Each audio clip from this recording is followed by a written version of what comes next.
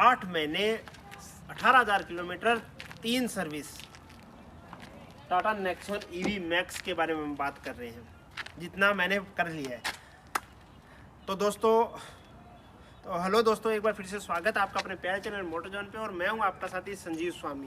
तो दोस्तों, अपने पास है टाटा की नेक्सॉन ईवी मैक्स, जिसको हमने लिया था मार्च एंड 2023 में।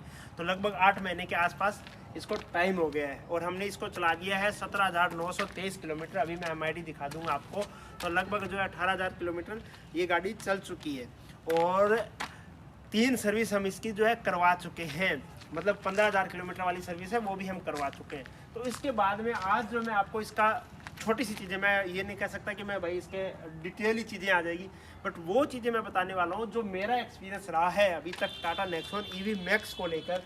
क्या कैसी है चलने में, कितनी रेंज देती है, कितना खर्चा आता है, और कितने की गाड़ी पड़ी, क्या एक्सपीरियंस रहा अपना सर्विस का। अगर मैं हाईवे पे जाता हूँ, लॉन्ग ट्रिप पे जाता हूँ, तो कैसा है मेरा एक्सपीरियंस है, चलाने में कैसी है, क्या हमें इसको अवॉइड करना चाहिए, क्या हमें लेना चाहिए, सारी बात करेंगे हम इस वीडियो के अंदर। तो आप वीडियो को एंड तक देख लेना और चैनल को सब्सक्राइब जरूर कर लेना। तो चलिए वीडियो स्टार्ट करते हैं। तो सबसे पहले बता दूं कि ये है अपनी टाटा नेक्सॉन ईवी मैक्स का XZ प्लस वेरिएंट जो आता था, सेकेंड टॉप वेरिएंट। इसमें क्या होता है, टॉप एंड वेरिएंट जो आता था, इसके अंदर होता था एक फ़र्क, एक था सनरूफ का, एक था वेंटिलेटेड सीट्स का। मुझे दोनों की ज़रूरत नहीं थी। सनरूफ इसलिए कि बच्चे भी छोटे हैं और फालतू का फीचर था। इसके अलावा था वेंटिलेटेड सीट, फीचर अच्छा है बट इतना भी ज़्यादा यूज़फुल नहीं है, तो वो भी मेरी रिक्वायरमेंट नहीं थी। उस चक्कर में साथ में इतना बजट भी नहीं था, 1.5-2 लाख रुपये एक्स्ट्रा उसके ऊपर कॉस्ट पे जाया जाए। और ये गाड़ी मैंने ली थी मार्च 2023 के अंदर। उस समय ये मेरे को सब्सिडी वगैरह मिला के इसके अंदर जो है 15,40,000 की अभी तक मेरी पड़ी हुई है ये ऑन रोड। इसके अंदर एक हरियाणा सरकार पे मेरी सब्सिडी बाकी है RTO की, पता नहीं कब आएगी। 8 महीने हो गए हैं अभी तक, 70-80 हज़ार रुपये आने वाले हैं, पता नहीं कब आएंगे। डॉक्यूमेंट वगैरह हमने दे दिए हैं, तो वो हरियाणा गवर्नमेंट और RTO पे डिपेंड करता है। तो जब वो आएगी तो मेरी ये गाड़ी मिल जाएगी मेरे को 14,70,000 रुपये में, टाटा नेक्सॉन ईवी मैक्स, जिसकी कंपनी क्लेम रेंज करती है 453 किलोमीटर, वो वाली गाड़ी। इसके अंदर दूसरा एक वेरिएंट आता है प्राइम वाला, जिसकी कंपनी क्लेम 325 के आसपास करती है। उसके अंदर रेंज कम मिलती है, इसके अंदर रेंज आपको जो है ज़्यादा देखने को मिल जाती है। तो ये था मेरा इसका गाड़ी के बारे में कि ओवरऑल कब ली थी, कितने की पड़ी थी। मोटा मोटा 15.5 के आसपास ये मेरे को पड़ी है अभी तक। मान लो 15 भी मान लो, 15.5 क्या सब्सिडी आ जाएगी, महीना भर और मान लो सब्सिडी आ जाएगी, 15 लाख पड़ेगी। अब मैंने नेक्सॉन ईवी ली है 15 लाख रुपए में। और अगर मैं बात करूं आज के टाइम में या उस टाइम भी, तो अगर मैं इसका डीजल वेरिएंट लेने जाता, मेरी मतलब महीने की रनिंग 2,2500 किलोमीटर है, ज़्यादा भी है। कई बार कुछ बिजी शेड्यूल होने की वजह से हम ड्राइव नहीं कर पाए, तो महीने की रनिंग 2500 के आसपास है। तो इसके हिसाब से अगर मैं डीजल भी लेने चाहता तो इसका ये वेरिएंट जिसके अंदर ये फीचर्स आते हैं, उसके अंदर हालांकि सबसे बड़ी खास बात ये है कि वो फुल्ली ऑटोमेटिक नहीं होती, ये फुल्ली ऑटोमेटिक है। तो अगर वो भी लेने जाता तो वो 14-15 लाख के आसपास मेरे पड़ता। तो ईवी लेने में कहीं उसके अंदर नुकसान नहीं है। 15 लाख रुपए, मतलब आप अगर लो वेरिएंट के साथ ईवी को कंपेयर करते हो तो वो आपकी गलती है। हम कंपेयर करते हैं कि भाई जो फीचर इस गाड़ी में है वो फीचर उसकी कौन सी गाड़ी में हो गए, प्लस ये फुल्ली ऑटोमेटिक है, उसका AMT वेरिएंट आप जो है करो कंपेयर, फीचर्स के साथ में वो भी करो कंपेयर। और साथ में ईवी है तो उसको करो डीजल से कंपेयर, क्योंकि पेट्रोल बहुत ज़्यादा कॉस्टली पड़ता है, ठीक है। तो इसलिए मेरा जो मानना ये होता है कि इसका वेरिएंट और उसके वेरिएंट के जो फीचर्स मैच होते हैं उसके साथ कंपेयर करो। तो ये मैं मैच कर रहा हूँ उसके Nexon EV, Nexon diesel XZ plus, वो 14.5 के आसपास हमें पड़ता है आज भी किसी भी हाल में। हालांकि अभी इसका जो है फेसलिफ्ट वेरिएंट आ गया, ये प्री फेसलिफ्ट है। अब बात करते हैं लुक वाइज मेरे को ज़्यादा इतना लुक का मैटर नहीं लगता कि लुक थोड़ा अच्छा होना चाहिए, बुरा होना चाहिए, क्योंकि मैं एक मतलब ड्राइविंग करता हूँ, मेरे लिए ड्राइविंग फीलिंग जो है वो ज़्यादा मैटर करती है। फिर भी एनी हाउ लुक मुझे बहुत अच्छा लगता है। इसका ओवरऑल जो स्ट्रक्चर बनाया हुआ है गाड़ी का बहुत ही शानदार है। बस ये जो स्लोप है ये थोड़ा सा ऊपर होता है तो पीछे के लिए थोड़ी सी जगह और हो जाती है। और मुझे इस लुक में कहीं कोई शिकायत नहीं है, बहुत शानदार लुक देता है, बहुत ही बोल्ड सा लुक आपको आता है। अभी एक बार साइड से भी देख लेते हैं। साथ में मैं मॉडिफिकेशन के बारे में, कुछ मॉडिफिकेशन नहीं कह सकता मैं, कुछ एसेसरीज जो ज़रूरत की है वो है। साइड की लुक की बात करें, लुक गुड है। ये मैंने लगाया है आफ्टर मार्केट फुट स्टेप, बहुत काम की चीज़ है और शोरूम से ही मैंने इसको लगवाया है। काफ़ी चीज़, बहुत बढ़िया चीज़ है। 14,000 रुपये के आसपास का ये अपना जो है पड़ता है शोरूम से, और बहुत क्वालिटी वाली चीज़ है। इसके अलावा मैंने यहाँ पे कुछ नहीं लगाया। ओवरऑल लुक बहुत बढ़िया है। ये लगवाए हैं मैंने, ये भी मैंने शोरूम से लगाए ताकि इनकी थोड़ी सी क्वालिटी अच्छी रहे। 3,000 रुपये के ये आइटम है। अब आओ आगे की बात। आगे का लुक मुझे बढ़िया लगता है पर्सनली, नई वाली फेस लुक से तो स्पेशली। इवन दो इसके सेगमेंट में किसी भी गाड़ी के साथ अगर मैं इसके लुक की बात करूं तो मुझे सबसे ज़्यादा ये लगता है। इसके बाद में ब्रीजा का लुक आता है और वेन्यू और सोनेट का मुझे लुक बिल्कुल भी पसंद नहीं है। तो इसका लुक मुझे मोर और बहुत ही अच्छा लगता है। सबका अपना अपना पर्सनल ओपिनियन है। लुक सबके लिए मैटर करता है कि किस लुक में गाड़ी लेनी चाहिए, किस लुक में नहीं लेनी चाहिए, सबका अलग अलग। कलर मुझे वाइट लेना था स्पेशली, ताकि अगर गाड़ी गंदी हो, मैं हमेशा साफ़ नहीं कर पाता, तो अगर गाड़ी गंदी हो तो साफ़ करने की जरूरत नहीं हो, इसको उठाओ और ले चलो। अगर 10 दिन भी गाड़ी खड़ी है तो 15 दिन उठा के ले चलो, ऐसा नहीं कि उस पर एकदम साफ़ करना है। इसके अंदर ब्लू कलर भी आता है और भी आता है, तो वो मैंने ले लिया। इसके अलावा मैंने इसके अंदर LED लगा रखी है, दोनों के अंदर, लो बीम और हाई बीम के अंदर, जो टाटा की तरफ से अलाउड LED है। हालांकि उसका LED का थ्रो मुझे इतना अच्छा नहीं लगा, बट जो हेलोजन थे उससे बेटर है, ठीक है। बट वैसे मुझे कोई खास इतना अच्छा लगा नहीं इसका थ्रो। थोड़ा सा पास में आ जाओ, मेरा माइक आज ख़राब होता है, तो इसका LED का थ्रो है वो इतना खास लगा नहीं, हेलोजन से बेटर है, बट थोड़ा और ज़्यादा अच्छा हो सकता था। तो ये था। बाकी लुक मैंने बता दिया। गाड़ी का लुक मुझे काफ़ी अच्छा लगा। इसके अंदर मैंने PPF वगैरह कुछ अभी तक करवाया नहीं है। और ऊपर जो है आप देख रहे हो डैश कैम मैंने लगाया है, बहुत ही इंपॉर्टेंट एसेसरीज है। खुद से आप इंस्टॉल कर सकते हो और आप कहीं से बाहर से भी 300-250 रुपये में इंस्टॉल कर सकते हो। आगे पीछे का दोनों का है, चाहे आप आगे का लगवा लो चाहे पीछे का लगवा लो। ये मेरा मतलब एसेसरीज के रूप में मैंने लगाया। अंदर से जाके हम इसके बारे में बात करेंगे। और एक जो है इसके अंदर हमने जो है ये चेंज करवाया है, TPMS, इंटरनल TPMS लगाया है। एक्चुअली क्या है, इसमें जो ITPMS आता है ना, वो होता है सोकर बेस। जहाँ पे भी ऐसे गड्ढे आएंगे उसमें जंप करेगा तभी वो जो है उसका जो प्रेशर है वो रीड करेगा। बट हमने ये लगाया है जो JK टील वाला है। ये क्या होता है, इसकी मोबाइल ऐप वगैरह में आप जो है देख सकते हो। तो ये मैंने एक एडिशनल ये लगाया है। और इसके अंदर है ना, मैंने अभी तक जो है कोई वो नहीं करवाया, ये नहीं करवा चेंज किया। इसके अंदर मैंने क्या नीचे मैटिंग करवा ली। अब मैटिंग कराने के बाद मुझे है ना एक्चुअली ऐसा कोई ढंग का मिला नहीं मार्केट में जो मैं यहाँ पे लगा सकूँ। एक जो 70 आता है वो कोई काम के नहीं है। उसके अंदर क्या होता है, पानी वगैरह गिरने होने के बाद में उनमें स्मेल आने लग जाती है एक टाइम के बाद में। एक आते हैं GFX वाले बाकी लोकेशन पे ठीक है, बट वो ड्राइवर साइड में थोड़ा सा सेट नहीं बैठ रहा था, तो मैंने क्या किया, इसके नीचे मैटिंग करवा ली, ठीक है ना। आप देख रहे हो ये मैटिंग है, सस्ते में मैटिंग करवाई हुई है। इसके ऊपर डिटेल में वीडियो है, चैनल पे देख लेना। और ये जो मैटिंग करवाई है, इसके बाद में क्या है, इसके अंदर कुछ भी दिक्कत नहीं है, पानी हो तो इसको साफ कर लो। तो ये था मेरा इसका ओवरऑल एक्सपीरियंस लुक के बारे में कैसा है।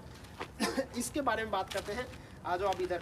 इसके बाद में आती है इधर से बात। इधर है इसके अंदर डिस्क ब्रेक, दोनों के दोनों डिस्क ब्रेक आपको दिए हुए हैं। बहुत ही शानदार ब्रेकिंग है इस गाड़ी की, लिटरली आप मानोगे नहीं, इतनी शानदार ब्रेकिंग है डिस्क ब्रेक के अंदर कि कोई हद नहीं है। मतलब गाड़ी के अंदर मैं फिदा हूँ। दूसरा 5 स्टार सेफ्टी रेटिंग के साथ ये अपनी गाड़ी आती है। डिस्क ब्रेक है काफ़ी अच्छे है।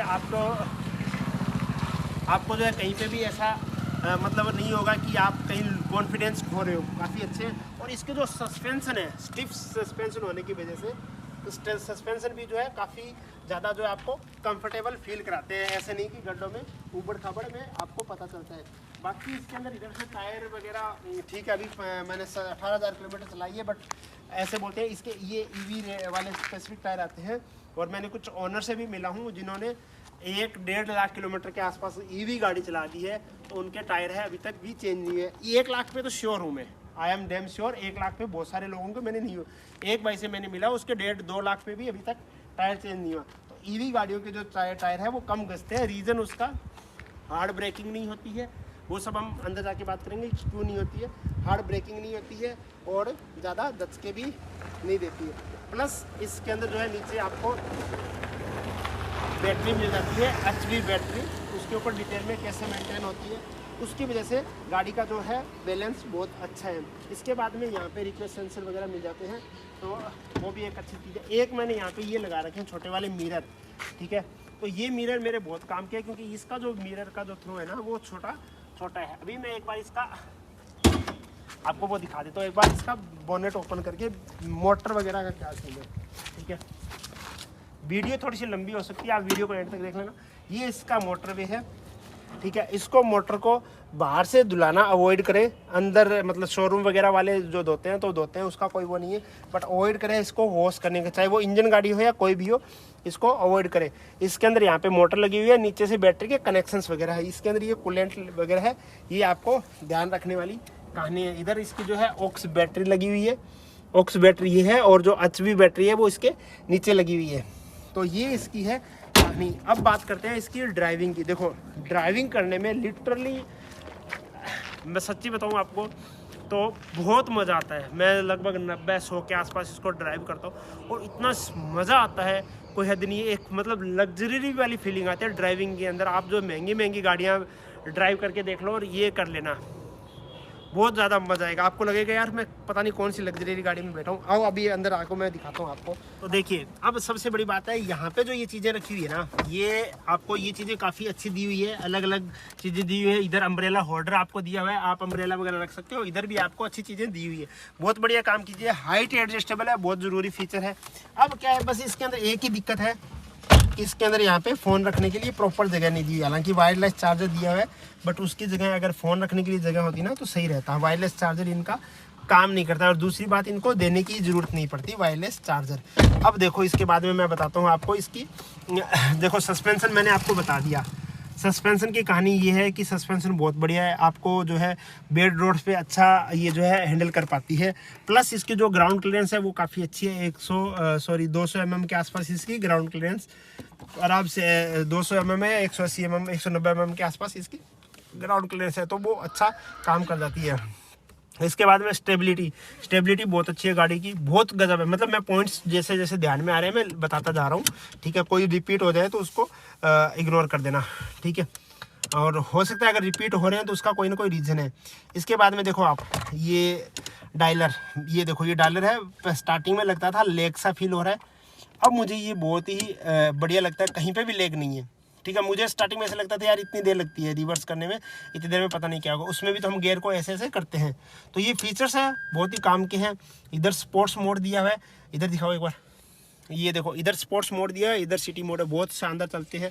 इधर आपको ऑटो होल्ड का फीचर है, बहुत गजब का फीचर है। इलेक्ट्रिकल पार्किंग ब्रेक है, और इधर जो है आपको रीजनरेशन के मोड वगैरह मिलते हैं, एसी के कंट्रोल वगैरह मिलते हैं, काफ़ी अच्छे हैं। ये स्क्रीन इतनी सी है जो मुझे नो इश्यू, कोई इश्यू नहीं है। थोड़ा लेग वगैरह, बट मैं स्क्रीन के साथ ज़्यादा खेलता नहीं हूँ। अभी हम गाड़ी को थोड़ा सा ड्राइव करते हैं और फिर मैं आपको बताता हूँ क्या सीन है, वो दिखाता हूँ। इसको देखो आप, ये देखो, ये देख लो, आप देख रहे हो 17,931 किलोमीटर गाड़ी चल चुकी है, और ये 135 किलोमीटर 100% चार्ज होने के बाद में 45% में 135 चली है। इसके अंदर इंक्लूड है AC भी और स्पोर्ट्स मोड में। मैं अभी जो है मतलब अभी तो वैसे सर्दियों का मौसम है, फिर भी इतनी सर्दी नहीं है, धूप होती है, देख रहे हो। तो धूप के अंदर AC की ज़रूरत पड़ती है अगर आपके शीशे बंद है तो मैं AC अभी भी यूज़ करता हूँ, चाहे उसको स्लो पे करो, यूज़ करते हैं।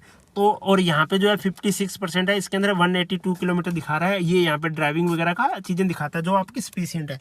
इधर आपको क्रूज कंट्रोल वगैरह के फीचर मिलते हैं, जो बहुत बढ़िया है, कोई दिक्कत नहीं है।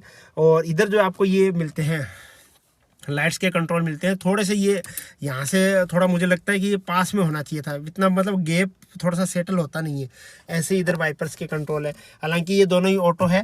हेडलाइट्स का ऑटो का और वाइपर का ऑटो का ज़्यादा यूज़ नहीं है, बट हाँ ठीक है। इधर पुश स्टॉप स्टार्ट बटन मिलता है, काफ़ी अच्छे जो है ये सारी चीज़ें लगती है। इनसे मुझे कोई शिकायत नहीं है, इवन दो ये सारी चीज़ें मुझे काफ़ी अच्छी लगती है।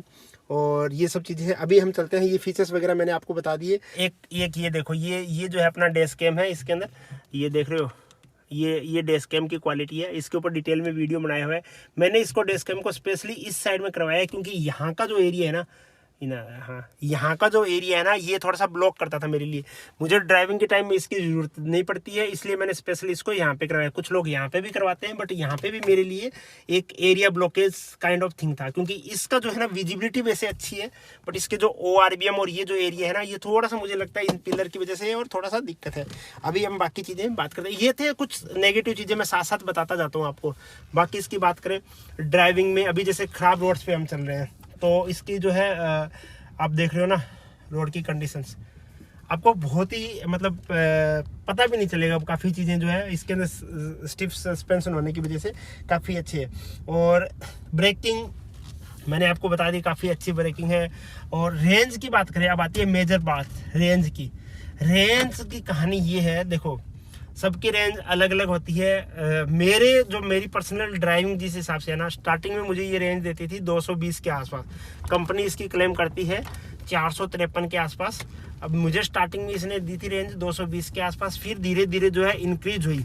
उसके अंदर भी सेम पैटर्न था, मतलब ऐसी था ऑन था। ड्राइविंग में जैसे सिटी मोड या स्पोर्ट्स मोड रखते हैं जनरली हम, ठीक है, कि थोड़ा सा अच्छा लगे, चलाने में भी सही लगे, गाड़ी को भी लोड नहीं पड़े। तो स्पोर्ट्स मोड वगैरह था, तो उसके अंदर मुझे 220 के आसपास स्टार्टिंग में रेंज देती थी। बट धीरे धीरे जब 2-3 महीने हो गए, तो फिर मुझे थोड़ी सी इसकी ड्राइविंग स्टाइल समझ में आया। तो उसके बाद में जो है ये मुझे रेंज देने लगी। रियल टाइम में जो प्रैक्टिकल रेंज है वो 280 से 300 किलोमीटर की आपकी प्रैक्टिकल रेंज इसके अंदर आपको मिलेगी। रियल टाइम के अंदर मोटा मोटा 300 किलोमीटर की रेंज में मान के चलता हूँ। 1% में आपको जो है 300 किलोमीटर। ये रिवर्स कैमरा की क्वालिटी देख लो, काफ़ी अच्छी क्वालिटी आपको जो है रिवर्स कैमरे की देखने को मिल जाएगी। नॉट बैड, ठीक है, बेटर है क्वालिटी। तो रेंज की बात कर रहे थे हम। हाँ, तो रेंज 1% में 3 किलोमीटर मैक्स की रेंज आप मान के चलो, इतनी देगी आपको। आपका अगर रियल प्रैक्टिकल चीज़ें मैं बता रहा हूँ आपको, कोई ऐसे नहीं कि भाई आराम से चलाएंगे तो ऐसे देंगे। हाँ, आराम से चलाने पे जो रेंज है वो 400 प्लस भी मिलती है। कुछ दोस्तों को 400 प्लस भी रेंज मिली है, तो 400 प्लस भी रेंज जो है आपको आराम से चलाने पे मिल जाएगी। बट मैंने अभी तक जो है 360 निकाली है आराम से चलाने पे रेंज जो है। अब जो है क्या है, सर्दियों का सीज़न आ गया, तो इसमें जो इस समय जो रेंज है वो थोड़ी सी इंक्रीज हो जाती है। Increase in the sense full time ऐसे नहीं चलता है, तो उससे क्या है रेंज के अंदर अगर ऐसे आप पूरा बंद कर दोगे तो रेंज के अंदर 50 किलोमीटर का फ़र्क आएगा। अब फुल टाइम नहीं चलता, मतलब वो 30-40% तो ऐसे ही चलता ही है।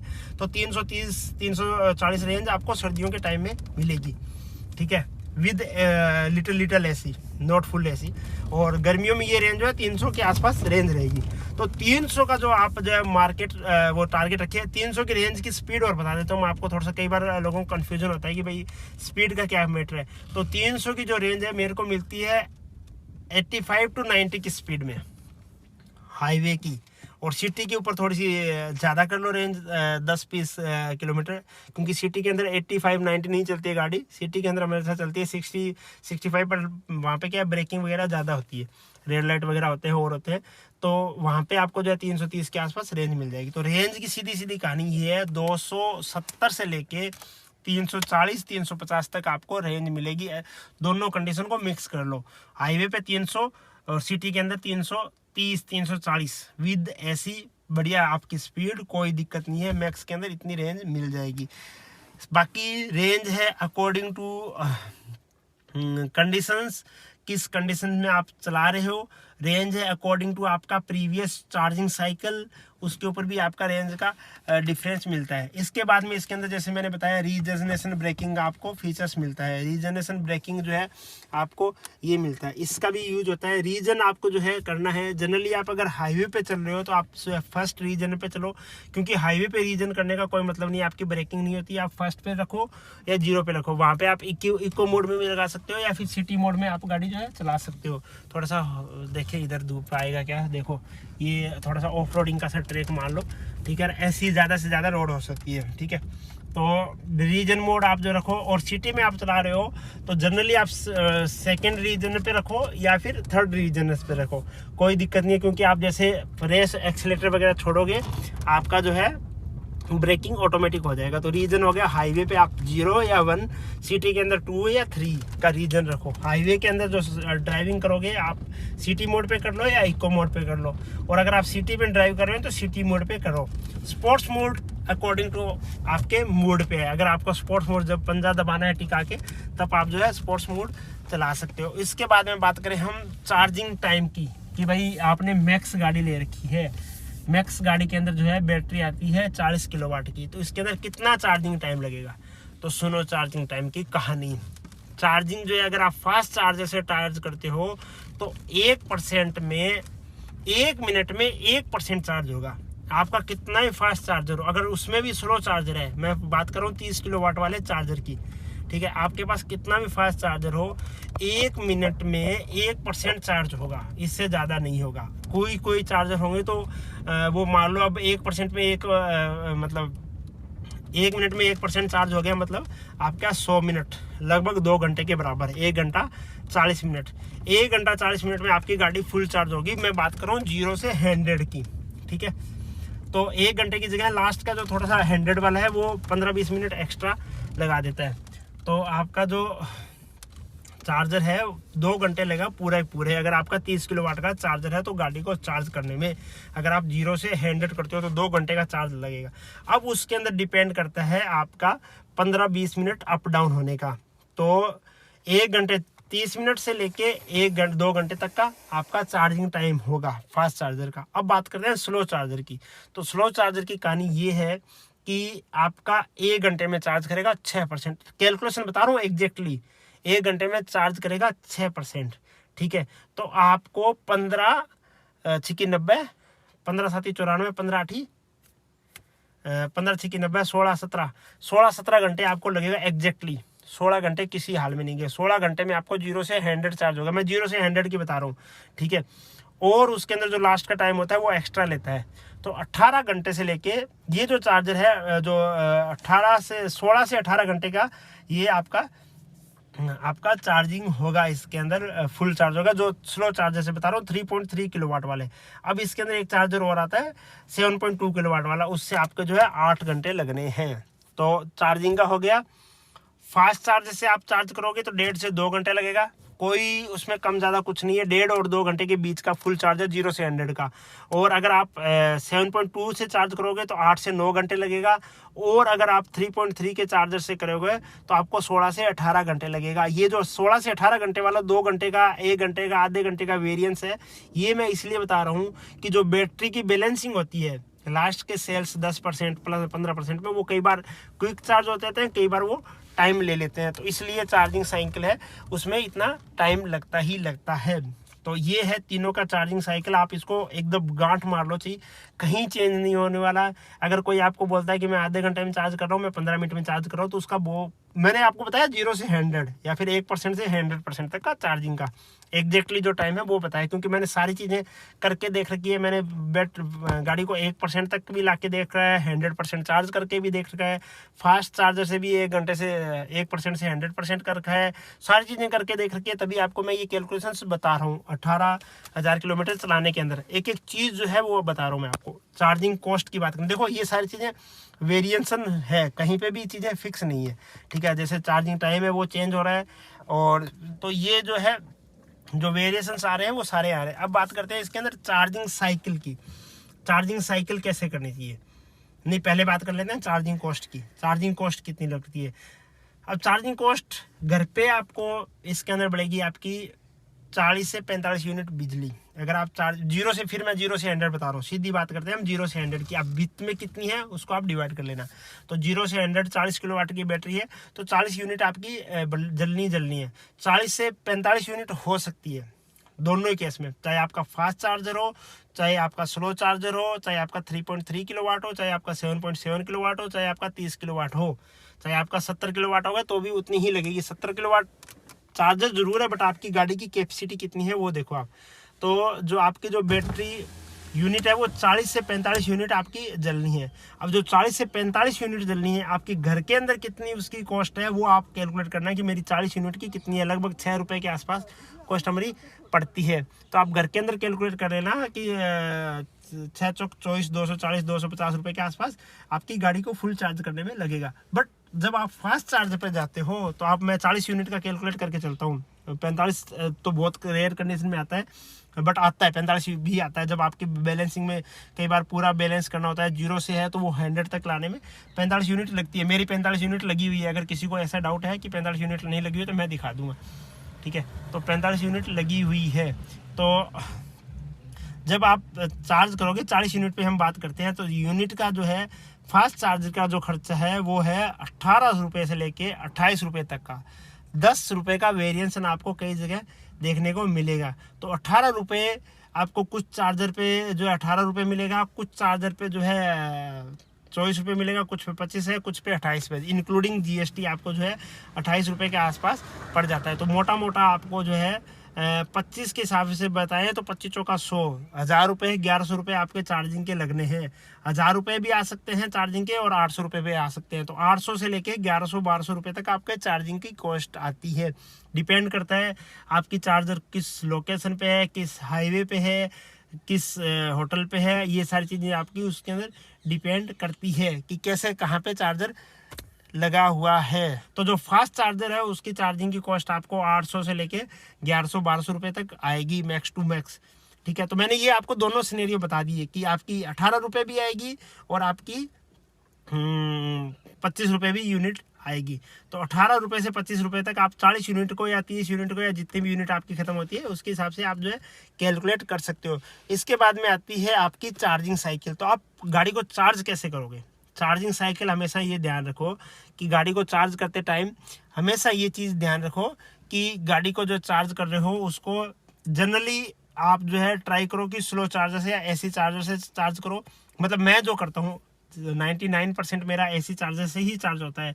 अब जहाँ पे जाना है ऑन द वे रोड के ऊपर चार्ज करना है, मतलब 70-600 किलोमीटर जाना है तो 300 किलोमीटर चलने के बाद में फिर आगे चार्ज करना पड़ता है, तो वो फास्ट चार्जर एक अलग बात है।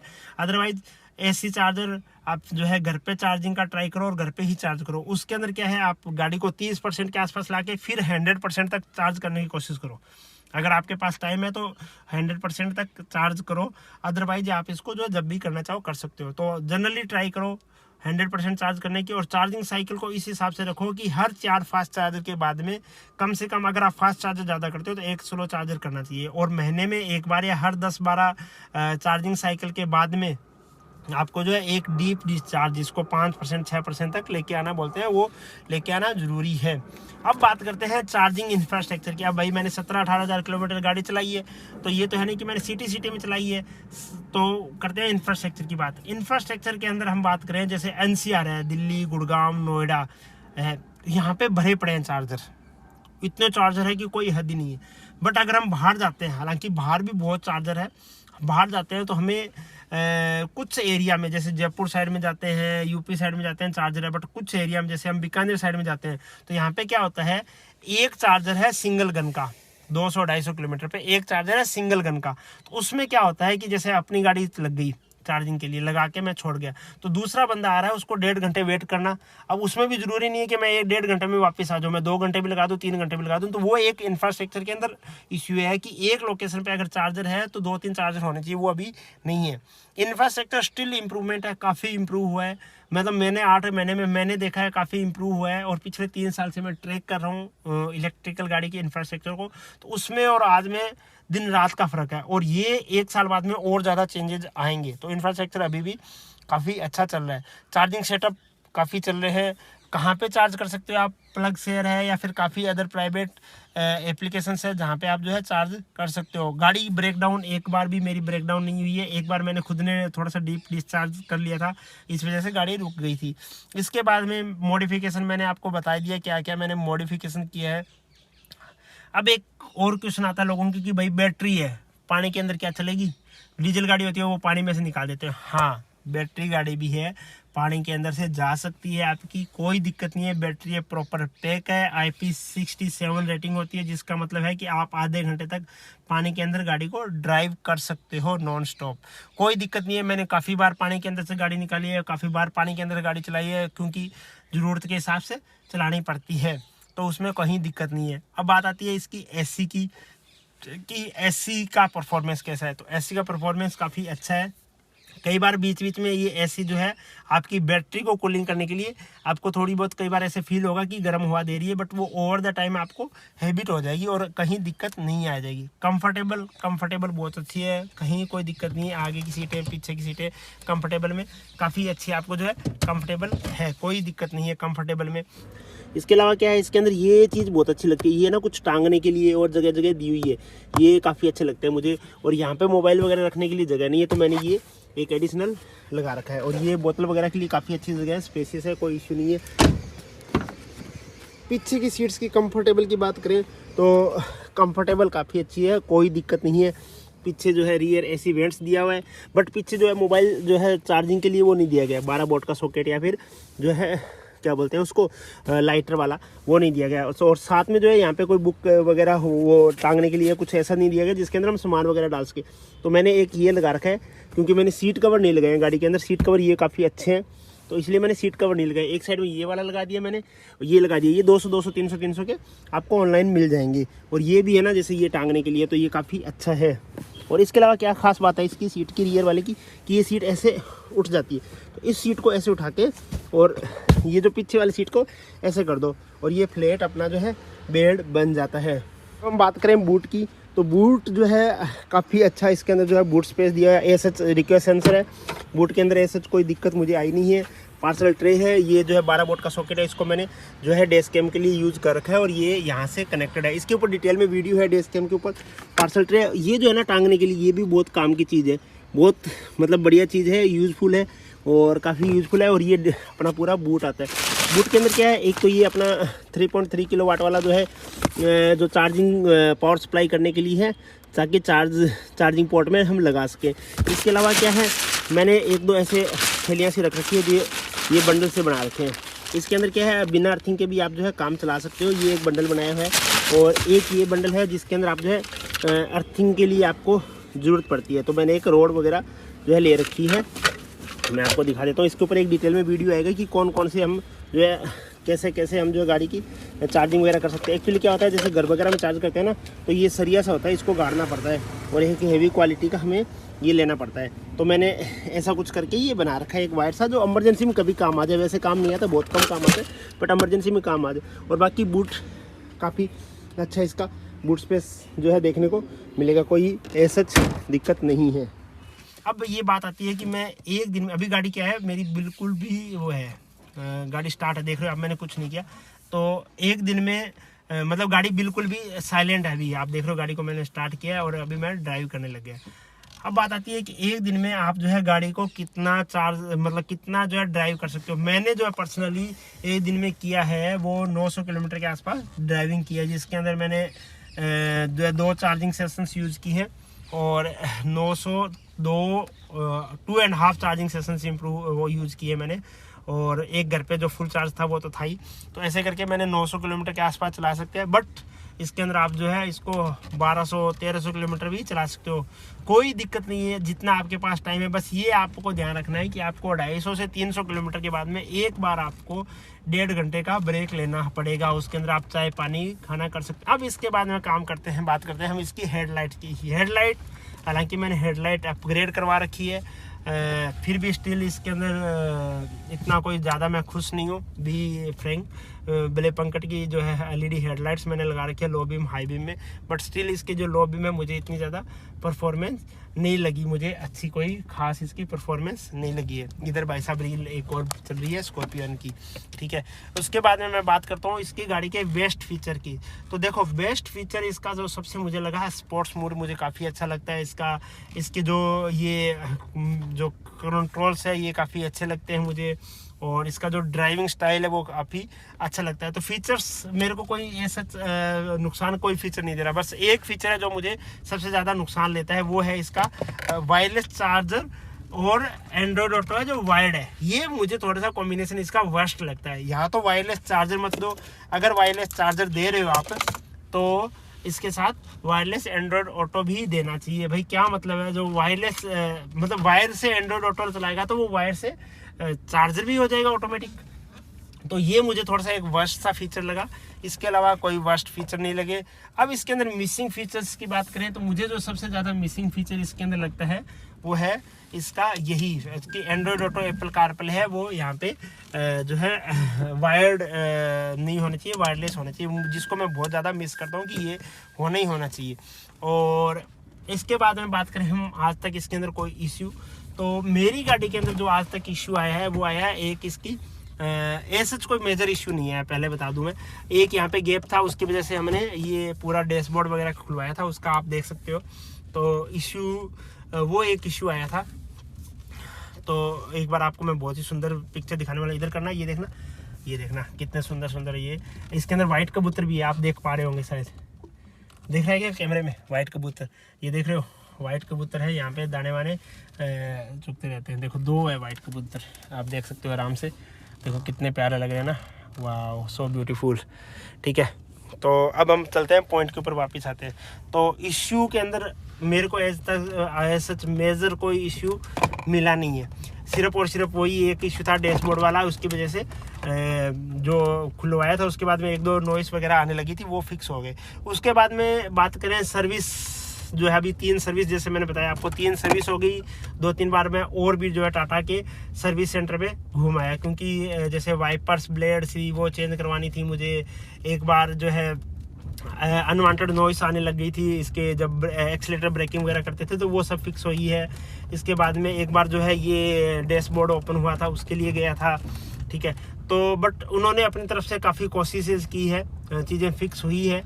कोई ऐसा मतलब बेड एक्सपीरियंस नहीं रहा मेरा, मैं अगर पर्सनली बताऊं। इस कॉस्ट की अगर मैं बात करूँ ना गाड़ी की, तो ये थोड़ा सा एक मुझे लगता है कि थोड़ा सा एक पॉइंट है जहाँ पे बात करनी चाहिए। ये जो सर्विस कॉस्ट वाला एक जो पॉइंट है वहाँ पे बात करनी चाहिए कि इन्होंने क्या कर रखा है, हर 7500 किलोमीटर पे सर्विस है, एक मेजर एक माइनस। कॉस्ट कुछ नहीं आती उस पर, 1800 2000 1800 रुपये आता है, 1500 रुपये 1800 रुपये वो लेते हैं। बट कहानी ये है कि वो उस सर्विस के अंदर वो करते कुछ नहीं है, कुछ भी नहीं करते, फिर भी वो ज़बरदस्ती के हमें देने पड़ते हैं। जैसे उससे क्या करेंगे, फिल्टर चेंज करेंगे ज़बरदस्ती का, जब ज़रूरत नहीं है वो अपने आप करवा सकते हैं। ठीक है, फिर आता है कि इसका वो करते हैं, क्या बोलते हैं इसको, अलाइनमेंट बैलेंसिंग वगैरह करते हैं, तो वो हम सारी चीज़ें बाहर से भी करवा सकते हैं, बट वो सर्विस के अंदर है तो हमें करवानी पड़ती है वहीं से। और कोई इसके अंदर वो मेजर कोई दिक्कत मुझे मतलब प्राइस में लगता नहीं। बट मोटा मोटा प्राइस की बात करें तो 1500 रुपये प्राइस इसका सर्विस कॉस्ट आएगा। 1500 ही है, हाँ 1500 2000 1500 2000, एक पे 1500 आ जाएगा, एक पर 2000 आ जाएगा। उसमें अलाइनमेंट बैलेंसिंग फिल्टर वगैरह, हालांकि वो आप बाद में भी करवाते हैं, तो वो उन्होंने सर्विस में मेंटेन कर दिया, तो उसको एक ही सर्विस में कंबाइन करना चाहिए इनको। अभी जो है अलग अलग में दे रहे हैं। इसके बात करें हम इसके बेनिफिट वगैरह, तो बेनिफिट की बात करें तो सबसे बड़ी तो कॉस्ट जो है आपको ड्राइविंग कॉस्ट जो है बहुत कम पड़ती है, 1 रुपये के आसपास जो है इसकी ड्राइविंग कॉस्ट पड़ती है। उसके अलावा इसके अंदर कोई जो है फ्यूल पेट्रोल पंप वगैरह विजिट करने की ज़रूरत नहीं है। दूसरा, इसका जो ड्राइविंग फील प्रीमियम लग्जरी वगैरह आपको जो फीलिंग आती है, उसके अंदर जो है आपको सर्विस वगैरह ये जो है बार बार विजिटिंग नहीं करनी पड़ेगी। तो ऐसे करके आप जो है इसके अंदर कई बेनिफिट्स मुझे लगे। इसके अलावा नेगेटिव की बात करूँ ना मैं, आप गाड़ी के पॉजिटिव बहुत हो गए। मैंने आपको देखो, मैं अपना एक्सपीरियंस बता रहा हूँ कि क्या कुछ सीन है। ठीक है, तो इसकी नेगेटिव की बात करूँ ना मैं, 1 मिनट रुको, मैं इसको थोड़ा सा ऐसे कर लेते हैं। हाँ, तो इसकी नेगेटिव की बात करें ना, सबसे पहले जो है नेगेटिव है इसके पिलर्स, बहुत बड़े पिलर्स हैं, कई बार ये धोखा दे सकते हैं हमें। उसके अलावा इसका ORBM नेगेटिव है। इसके अलावा इसका जो ड्राइव सिलेक्टर है ना, ये अपना जो है अभी जैसे नई वाली फेस लिफ्ट के अंदर है, वो अगर पहले दे देते तो अच्छा होता। तीसरा है मोबाइल चार्जर पर जो पीछे की सीट है वहाँ पे, यहाँ पे कोई मोबाइल चार्जिंग के लिए फैसिलिटी नहीं दी हुई है। एक पीछे पोर्ट दिया है, वो हमने एलोकेट कर लिया डेस्क कैम के लिए। ठीक है, इसके अलावा इसके अंदर जो है कई जो है सर्विसेज के अंदर छोटे छोटे इश्यूज मुझे लगे थे, वो होनी चाहिए। उसके अलावा बाकी सारी चीज़ें मुझे ठीक लगी। आपको मैंने स्पेस का बता दिया, राइड क्वालिटी बहुत अच्छी है, स्पेस काफ़ी अच्छा है। स्पेस काफ़ी अच्छा है, राइड क्वालिटी काफ़ी अच्छी है, म्यूजिक सिस्टम काफ़ी अच्छा है, हेडलाइट यूनिट वगैरह काफ़ी अच्छी है, कंफर्टेबल वगैरह सब है, सारी चीज़ें मतलब ब्रेकिंग वगैरह, सर्विस वगैरह, सारी चीज़ें मुझे कोई दिक्कत नहीं ले रही। ठीक है, तो ये सारी चीज़ें थी, मैंने मेरी तरफ से ओवरऑल आपको जो है कवर अप करके बता दिए है कि मतलब कहीं ऐसे मेजर दिखते नहीं है, छोटी मोटी चीज़ें टाटा को कुछ इम्प्रूव करनी चाहिए वो है, प्लस इंफ्रास्ट्रक्चर जो बन रहा है वो अच्छी बात है, प्लस उसके जो प्राइजेज है उसको कंट्रोल करना चाहिए गवर्नमेंट को। अब बात आती है कि क्या ईवी लेनी चाहिए, अगर आज के टाइम में कोई पूछता है तो सिर्फ ईवी, मैं कॉस्ट की बात नहीं कर रहा हूँ, तो हाँ ईवी के ऊपर जाना चाहिए। क्यों जाना चाहिए? अगर आप कोई नई गाड़ी का प्लान कर रहे हो तो भाई ईवी के ऊपर आपको जरूर एक बार एक्सप्लोर करना चाहिए। अगर आपका बजट 15 है तो आप उसको थोड़ा सा सेगमेंट नीचे कर लो, थोड़ा सा सेगमेंट नीचे कर लो, बट ईवी जरूर देखो। उसका रीज़न क्या होगा, एक पहले तो ये सामने दिखाओ मारुति जो आ रहे हैं, ठीक है ना, कैसे चला रहे हैं, ये मर्सिडीज लेके और ऐसे घूम भाम बचा रहे हैं, देख रहे हो आप, ठीक है। ये इधर दिखाओ इनको, ये दिखाओ, ये देखो पूरा मिट्टी मिट्टी कर दी, तो भैया इनको तो सख्त कार्रवाई होनी चाहिए इनके ऊपर, ठीक है ना। तो हाँ, अब वापस आते हैं पॉइंट पे, तो क्या ईवी लेनी चाहिए? तो ईवी ज़रूर लेनी चाहिए अगर आप नई गाड़ी देख रहे हो, या फिर आप एक काम कर सकते हो, अगर आप पुरानी गाड़ी ले सकते हो अभी के लिए कोई सेकेंड हैंड, और आप जो है 1-1.5 साल जरूर लेनी चाहिए। अगर आप सेकेंड हैंड देख रहे हो, अगर आप नई गाड़ी देख रहे हो तो ईवी पे जाओ, अगर आप सेकेंड हैंड देख रहे हो 1 साल बाद में ईवी पे चले जाओ। ईवी 1-1.5 साल बाद में बहुत ज़्यादा ईवी मार्केट के अंदर आ जाएगी, काफ़ी ईवी गाड़ियाँ जो है मार्केट के अंदर आने वाली है, ठीक है। तो ये था ईवी का, बट ईवी पे जुड़ जाओ भैया। ईवी का मतलब ये है कि आप कुछ ना कुछ एनवायरनमेंट को दे रहे हो, हालांकि हम पैसे भी दे रहे हैं, बट पैसे और गाड़ियों को भी दे रहे हैं, ठीक है। तो ईवी से आप कुछ एनवायरनमेंट को भी दे रहे हो, कुछ अच्छा भी फील कर रहे हो, और काफ़ी बेनिफिट्स आपको जो है ईवी के मिलेंगे। तो ईवी पे आपको ज़रूर जाना चाहिए। इंफ्रास्ट्रक्चर आज नहीं है तो 6 महीने में अच्छा खासा बन जाएगा। प्रेजेंट ईवी का है, फ्यूचर बहुत सारी अलग का है, फ्लेक्सी फ्यूल वगैरह का आ जाएगा, जिसको फ्यूचर का मतलब होता है जो 25 साल बाद का है। प्रेजेंट जो है आज से लेके आने वाले 25 साल तक है, तो वो जो है हमारा ईवी है। तो ईवी पे जाना चाहिए। कहीं पे भी आप जो है ईवी को वो मत करो, ड्रॉप आउट मत करो। एक बार जो है अगर आप कोई नई गाड़ी देख रहे हो तो एक बार जो है ईवी के ऊपर जाओ, उस रेंज की गाड़ियों पे जाओ। मैं बोलता हूँ आपको 8 लाख से लेके 5-7 करोड़ तक आपको ईवी गाड़ियाँ मिलेगी। तो हर एक सेगमेंट के अंदर ईवी गाड़ी अवेलेबल है आज भी। तो आप जो है ईवी गाड़ियों पे जाओगे तभी तो ईवी का कुछ बनेगा, और तभी आपका इंफ्रास्ट्रक्चर डेवलप होगा। भैया कंपनियां चार्जर क्यों लगाएगी? पेट्रोल पंप वाले जब वहाँ पे पेट्रोल बिकेगा ही नहीं तो क्यों लगाएंगे? तो वैसे ही ये है, जब ईवी लोगे ही नहीं, आप ईवी खरीदोगे ही नहीं, तो ईवी के चार्जर्स क्यों सेटअप करेगी? तो आप ईवी लो। अगर आप टैगो ले रहे हो तो टैगो लो। MG कॉमेट को मैं रेफर नहीं करता। टैगो है, टिगोर है, नेक्सॉन है, XUV 400 है, MG ZS EV है, कोना है, आइनिक है, बहुत सारी है, BMW है, i5 है, i7 है, i1 है, X है, काफ़ी EV है, मर्सिडीज है, ई-ट्रॉन है, काफ़ी EVs गाड़ियाँ आपको हर कंपनी की मिल जाएगी। मुझे सारे नाम याद नहीं है, बट मैं आपको रफली बता रहा हूँ। EV पे जाओ, बेझिझक होके जाओ। तो ये था पूरा वीडियो, जिसके अंदर मैंने थोड़ा वीडियो लंबा हो सकता है, ये था पूरा वीडियो जिसके अंदर मैंने आपको बताया है कि मेरा क्या एक्सपीरियंस था 8 महीने 18,000 किलोमीटर 3 सर्विस के बाद में। भाई 8 महीने मैंने गाड़ी चलाई है, 18,000 किलोमीटर के आसपास मैंने गाड़ी चला ली है, 3 सर्विस मैंने करवा ली है, अच्छा खासा टूर कर ली है, कुछ बाहर भी गए हैं, कुछ सिटी में भी चलाई है, कहीं कोई दिक्कत नहीं है। आप ईवी गाड़ी पे जाओ। बस ईवी का एक ही पॉइंट है, थोड़ी सी कॉस्टली आज के टाइम पे देखने को मिलती है, बट वो आप कहीं ना कहीं कवर अप कर लोगे इन द सेंस पेट्रोल के अंदर कर लोगे, कुछ सब्सिडी के अंदर कर लोगे, कुछ डिस्काउंट में कर लोगे, कुछ गाड़ी के ड्राइविंग फील्ड में कर लोगे, कहीं ना कहीं आप उसको एडजस्ट कर लोगे, जो आपके 2-3 लाख रुपए एक्स्ट्रा लगते हैं। बट ईवी गाड़ी पे जाओ। और ये मेरा एक्सपीरियंस था। आपको ये वीडियो कैसा लगा कमेंट करके जरूर बता देना। चैनल को सब्सक्राइब नहीं किया है तो चैनल को सब्सक्राइब जरूर कर लेना। वीडियो देखने के लिए धन्यवाद, थैंक यू सो मच। और दोस्तों चैनल को सब्सक्राइब नहीं किया है तो चैनल को सब्सक्राइब जरूर कर लेना। और अगर आपको भी कोई गाड़ी का एक्सपीरियंस शेयर करना है या कोई आपका कुछ भी सजेशन है तो आप नीचे कमेंट पे करिए। एक्सपीरियंस शेयर करना है मुझे इंस्टाग्राम पे पिंग करिए, हम जो है मिलके वीडियो बनाएंगे। और अगर आपके पास ईवी गाड़ी है तो मैं चाहता हूँ कि ज़्यादा से ज़्यादा ईवी गाड़ी के यूजर एक्सपीरियंस जाए। अगर कोई फीडबैक है तो कंपनी को जाए, अगर कोई प्लस माइनस है तो ओनर को, जो गाड़ी लेने वाले हैं उनके लिए सजेशन में जाए, किसको कौन सा वीडियो पसंद आ जाए, कौन ईवी ले। तो ईवी के ओनरशिप रिव्यू है, आप जरूर शेयर करो। बाकी गाड़ियों के भी ओनरशिप रिव्यू शेयर करो। वीडियो देखने के लिए आपका धन्यवाद, थैंक यू सो मच। और गाड़ी जो है भागने में बहुत भागती है, 140 की स्पीड तक ये पकड़ती है और 9 सेकंड में लगभग 100 के आसपास पकड़ जाती है। मतलब भागने में सबको ये पीछे छोड़ देती है। और बाकी इसका इंटीरियर ऑटोमेटिक गाड़ी चलाने का बहुत ही ईजी से तरीका है, कोई दिक्कत नहीं। ऐसे आप जो है इसको ट्रैफिक वगैरह में ऐसे कंट्रोल कर सकते हो। इसके ऊपर जो है मैं एक अलग से ड्राइविंग का वीडियो बनाऊंगा, वैसे बनाए हुए हैं, बट आप जो है वो जाके देख सकते हो।